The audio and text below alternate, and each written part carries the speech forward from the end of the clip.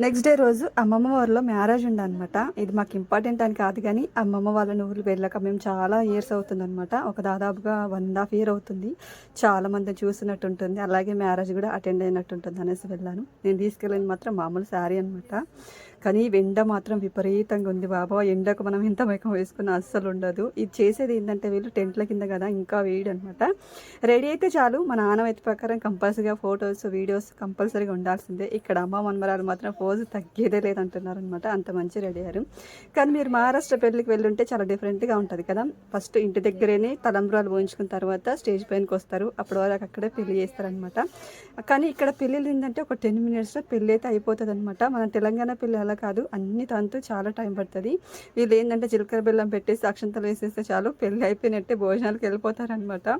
లాస్ట్కి మేమైతే ఇక్కడ తినడానికైతే వెళ్తుంటే కొంచెం వీడియోస్ అయితే తీసుకున్నాము. నచ్చితే ప్లీజ్ లైక్ చేయండి.